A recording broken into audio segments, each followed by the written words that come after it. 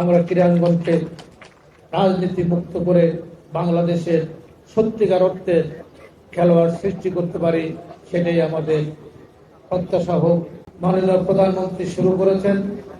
এখানে আমার সামনে উপস্থিত বাংলাদেশের ক্রীড়াঙ্গনের সকল সোনালী অতীত, যাদের নাম শুনে, যাদের খেলা দেখে, যাদের বিভিন্ন নেয়াজ মসজিদ এখানে বসে আছেন, আমি সবাই তাকে বাংলাদেশের প্রথম গ্র্যান্ড মাস্টার হিসাবে তাকে সবাই সম্মান করে। এখানে উপস্থিত হয়েছেন আজকে বাংলাদেশের ক্রীড়াঙ্গনের জন্য একটা নতুন অধ্যায়। বাংলাদেশের 2-3টা শিল্প গ্রুপের মধ্যে একটি অন্যতম কর্ণধার জনাব অঞ্জন চৌধুরী পিন্টু, যিনি মোহামেডান ক্লাব আবাহনী ক্লাবের ডাইরেক্টর, আজকে এখানে এসেছেন, শুভেচ্ছা বক্তব্য রেখেছেন। এটি বাংলাদেশের ক্রীড়াঙ্গনের জন্য একটি শুভ সূচনা। বিগত অনেকগুলো বছর বাংলাদেশের ক্রীড়াঙ্গনকে অন্যভাবে পরিচালিত করা হয়েছে। নিয়াজ মোর্শেদ তার অভিজ্ঞতার আলোকে বলেছেন, 5 দিনে আমার নাভিশ্বাস চলে গেছে, আর আপনারা 17 বছর কিভাবে ছিলেন।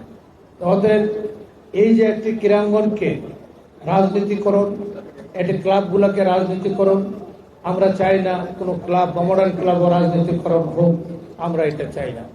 আমরা চাই বাংলাদেশের ক্রীড়াঙ্গন স্বচ্ছভাবে পরিচ্ছন্নভাবে পরিচালিত হবে, যেমনিভাবে মহান স্বাধীনতার ঘোষক, রণাঙ্গনের শ্রেষ্ঠ বীর মুক্তিযোদ্ধা, শতাব্দীর শ্রেষ্ঠ রাষ্ট্রনায়ক, সৎ রাষ্ট্রনায়ক শহীদ প্রেসিডেন্ট জিয়া রহমান যখন রাষ্ট্রীয় ক্ষমতায় আসেন, উনি তখন বিকেএসপি করেছিলেন। এই বিকেএসপি ওনার হাত ধরে যাত্রা শুরু। এই বিকেএসপি থেকে অনেক শত শত কীর্তিমান খেলোয়াড়ের জন্ম হয়েছে। উনি বাংলাদেশে ক্ষমতায় এসে সাংস্কৃতিক অঙ্গনে নতুন করে করেছেন। বাংলাদেশে এরপরে এত প্রতিভাবান শিল্পীদের জন্ম আর কোনো হয় নাই।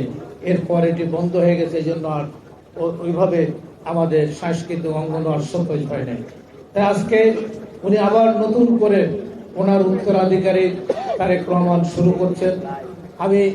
আমরা তখন যুবক ঢাকা স্টেডিয়াম প্রায় মৃত হয়ে গেছিল। শহীদ president Zia Rahman flood light লাগালেন, স্টেডিয়ামকে আধুনিকায়ন করলেন, বিশ্ব মুসলিম যুব ক্রীড়া অনুষ্ঠান করলেন, যুবকদের ফুটবল খেলার টুর্নামেন্ট উনি করলেন। এতে আবার ক্রীড়াঙ্গন সজীব হচ্ছে। উনি অনেকভাবে বাংলাদেশের ক্রীড়াঙ্গনকে সাহায্য সহযোগিতা করেছিলেন। তাই আমরা ওনাকে শ্রদ্ধার সাথে স্মরণ করি।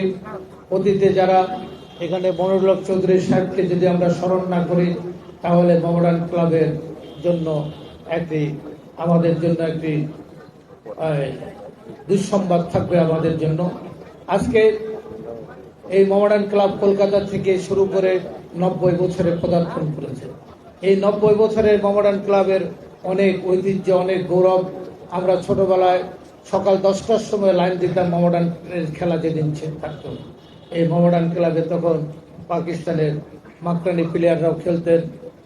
আগা খান গোল্ড কাপে মোহামেডান ক্লাব কয়েকবার চ্যাম্পিয়ন হয়েছেন এবং একাধারে 5 বছর Mohammedan club east Pakistan champion হয়েছেন। অতএব এই মোহামেডান ক্লাবের ঐতিহ্য আমরা যেন আবার ফিরে আনতে পারি। সবার সম্মিলিতভাবে আমরা সবার কাছে আবেদন রাখব, আমরা যেন ক্রীড়াঙ্গনকে আজকে অঞ্জন চৌধুরী এখানে আসার মধ্য দিয়ে যে সুবাতাসটি দিলেন, এই বাতাসটি যেন আমরা ধরে রাখতে পারি। আমরা ক্রীড়াঙ্গনকে রাজনীতি মুক্ত করে বাংলাদেশের সত্যিকার অর্থে খেলোয়াড় সৃষ্টি করতে পারি, সেটাই আমাদের প্রত্যাশা হোক। আমি আমার বক্তব্য দীর্ঘায়িত করব না। পরিশেষে আমি ঘোষণা করছি, আমাদের মাননীয় প্রধান অতিথি বাংলাদেশের রাজনৈতিক অঙ্গনের এর চেয়ে পরিচ্ছন্ন কোনো রাজনীতিবিদ এখনো আসেন নাই।